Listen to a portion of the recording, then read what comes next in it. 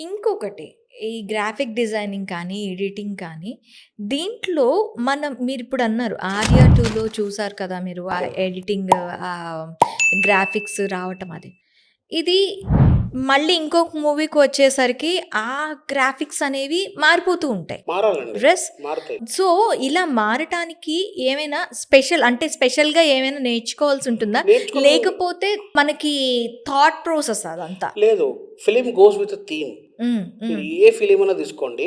ఒక romantic film అనుకోండి. మీకక్కడ pink hearts, ఆ చిన్న చిన్న మూమెంట్స్ కనిపిస్తాయి ఇంట్రోలో. హ్మ్. హ్మ్. ఒక హారర్ ఫిల్మ్ అనుకోండి. దాని టెక్స్చర్ వేరే ఉంటది. అంటే అవును. దాని థీమ్ వేరే ఉంటది. కలర్ ప్యాలెట్ వేరే ఉంటది. ఇప్పుడు సినిమా గూడా ఒక కలర్ ప్యాలెట్‌లో మూవ్ అవుతది. So, there is everything changes with the colour palette and the theme. Okay. ఇప్పుడు మీరు 'కేజీఎఫ్' ఫిల్మ్ తీసుకొని దానికో రొమాంటిక్ టైటిల్ ఇస్తే సెట్ అవ్వదు. కదా! అవును. సో, ఆ థీమ్‌కి, ఆ ఫిల్మ్‌కి ఏది కావాలో అదే ఎయాలి.